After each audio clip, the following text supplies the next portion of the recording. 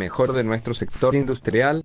Este interrogatorio se había convertido en un ritual frecuente para Patrick, tanto en reuniones formales como en otras más informales. Patrick tenía la esperanza de inculcar sentido de responsabilidad y orgullo a su personal.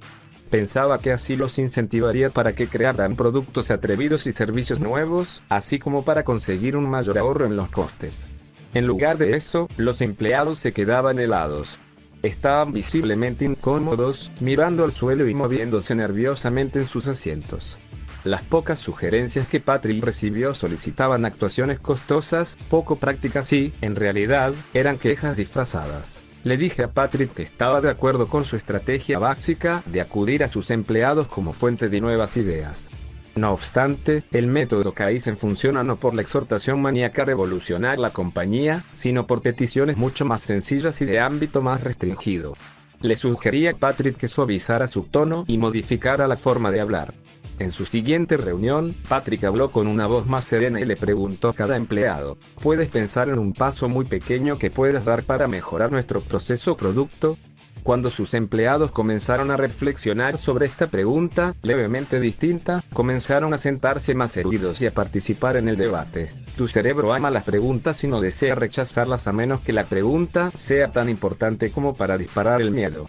Preguntas del estilo como ¿conseguiré estar flaco o ser rico y casarme al final de este año?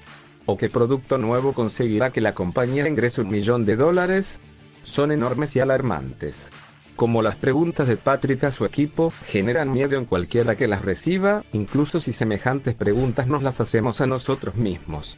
En lugar de responder con alegría, nuestro cerebro, al sentir temor, suprime la creatividad y cierra el acceso a la corteza cerebral, la parte pensante del cerebro, cuando más la necesitamos.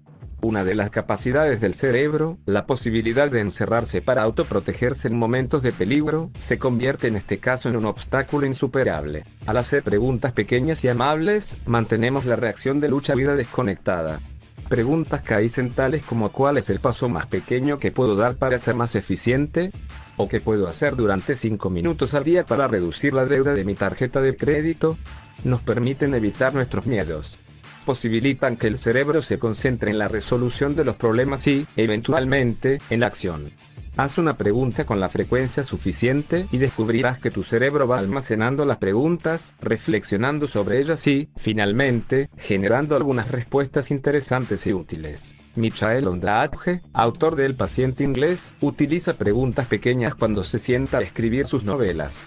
No tengo grandes temas en la cabeza, dice, una afirmación que oirás repetir a otros grandes escritores. No comienza con una gran pregunta imposible de responder, como ¿qué clase de personaje les resultaría fascinante a los lectores? En lugar de eso, toma algunos incidentes, como un accidente o la idea de un paciente y una enfermera conversando por la noche, y se hace a sí mismo unas pocas preguntas muy pequeñas, como ¿quién es el hombre en el avión? ¿Por qué está ahí? ¿Por qué se estrelló? ¿Cuál es el año?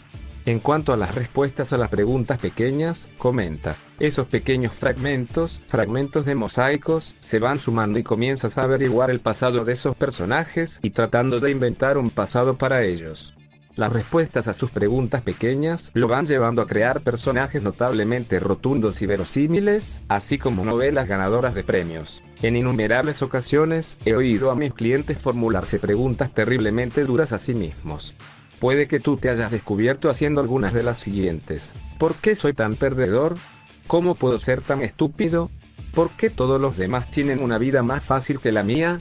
Estas preguntas también tienen el poder de involucrar al cerebro, haciendo relucir una brillante e implacable luz incandescente sobre los fallos y errores, tanto reales como imaginarios o exagerados. Ellas hacen que brote la chispa de la energía intelectual, muy bien, pero esa energía se utiliza para producir debilidades y enfatizar deficiencias. Cuando oigo a los clientes, sobre todo aquellos que están perdiendo claramente su autoestima, haciéndose daño a sí mismos de esa manera, les pido que empleen otra técnica Kaizen. Si tiendes a hacerte reproches utilizando preguntas negativas, ¿por qué estoy tan gorda? Intenta preguntarte, ¿qué es lo que me gusta hoy de mí? Hazte esta pregunta todos los días, escribiendo la respuesta en un diario o en una hoja de papel que guardes en un lugar especialmente destinado para eso. Tengo la esperanza de que desarrolles el hábito Kaizen de hacerte preguntas pequeñas y positivas. Cuando comiences a hacerlo, recuerda que estás programando tu cerebro para la creatividad, de modo que escoge una pregunta y repítela durante el transcurso de varios días o semanas.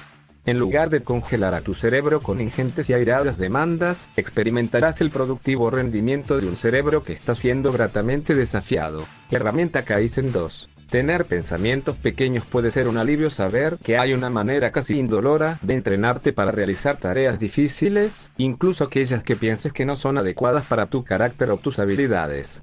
Este método llamado modelar la mente te puede ayudar a competir en una carrera difícil, a aventurarte a citas a ciegas o a hablar a los empleados con mayor eficacia. La técnica de modelar la mente aprovecha la vanguardista neurociencia, que sugiere que la mejor manera en que el cerebro aprende no es recibiendo altas dosis de optimismo simplista, sino con muy pequeños incrementos graduales, más pequeños de lo que nunca antes se consideró posible. El método de modelar la mente, desarrollado por Ian Robertson, es una modernísima técnica que implica una total, pero imaginaria, inmersión sensorial.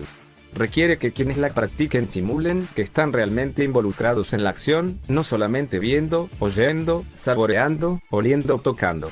En la técnica de modelar la mente, la gente imagina el movimiento de sus músculos y sus altibajos emocionales. Mi ejemplo preferido de método eficaz para modelar la mente procede del extraordinario nadador olímpico Michael Phelps, el atleta más galardonado de la historia olímpica.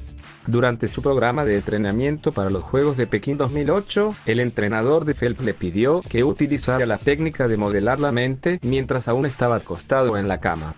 Instruyó a Phelps para que se imaginara a sí mismo en el banco de salida, oyendo la señal de partida, abandonando el banco, desplazándose poderosa y suavemente a través del agua, y haciendo giros perfectos en cada pared.